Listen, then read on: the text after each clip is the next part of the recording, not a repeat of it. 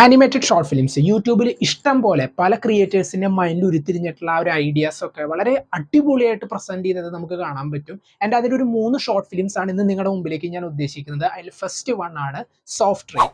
ഏതൊരു പേഴ്സണും ആളുടെ ഒരു ലൈഫിൽ ഏതെങ്കിലും ഒരു മൊമെന്റിൽ വളരെയധികം ഹോപ്പ് നശിച്ച് ഒരു ഡിപ്രഷൻ എന്ന് പറയുന്ന ഒരു അവസ്ഥയിലൂടെ പോയിട്ടുണ്ടാവും. ഈവൻ ഞാനായാലും ഈ കാണുന്ന നിങ്ങളിൽ ആർക്കായാലും ആ ഒരു അവസ്ഥ ഉണ്ടായിട്ടുണ്ടാവും. ആൻഡ് ആ ഒരു ടൈമിൽ നമ്മൾ പ്രതീക്ഷിക്കാത്ത ഒരു വ്യക്തി അല്ലെങ്കിൽ ഒരു ഇൻസിഡന്റ് ആയിരിക്കും ആളുടെ ആ ഒരു പോയ ഒരു ഹോപ്പൊക്കെ തിരിച്ചു കൊണ്ടുവരാനായിട്ട് ഹെൽപ്പ് ചെയ്യുക. ഈ ഒരു കണ്ടന്റിനെ വളരെ നൈസായിട്ട് അവതരിപ്പിച്ച ഒരു 7 മിനിറ്റ് ഷോർട്ട് ഫിലിമാണിത്. യൂട്യൂബിൽ ഇതിന്റെ ലിങ്ക് അവൈലബിൾ ആണ്. ഞാൻ എന്തായാലും ഡിസ്ക്രിപ്ഷൻ ബോക്സിൽ അറ്റാച്ച് ചെയ്യാം.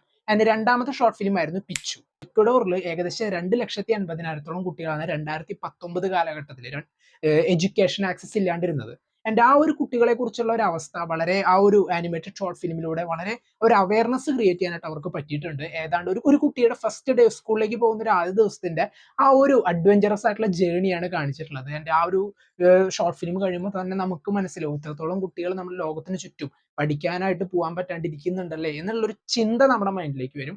മൂന്നാമത്തെ ഷോർട്ട് ഫിലിമാണ് ഹെയർ ലവ്. 2019 റിലീസ് ചെയ്തിട്ടുള്ള ഈ ഒരു ഷോർട്ട് ഫിലിമിന്റെ ഒരു പ്രത്യേകത, സോണി പിക്ചേഴ്സ് ആനിമേഷൻ ആണ് ഇത് റിലീസ് ചെയ്തിരുന്നത്. ആൻഡ് 2020 92nd ഓസ്കാർ അവാർഡ്സിൽ ബെസ്റ്റ് ആനിമേറ്റഡ് ഷോർട്ട് ഫിലിം എന്നുള്ള കാറ്റഗറിയിൽ ഇതിന് അവാർഡ് ലഭിച്ചു.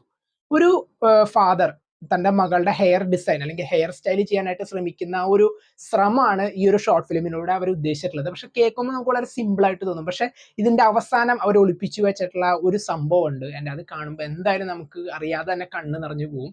അങ്ങനെ ഒരുപാട് മെസ്സേജസ് ഇൻക്ലൂഡ് ചെയ്തിട്ട് അവതരിപ്പിക്കാൻ പറ്റുന്നു ടാലന്റഡ് ആയിട്ടുള്ള ഒരുപാട് പേര് നമ്മുടെ ചുറ്റുമുണ്ട്.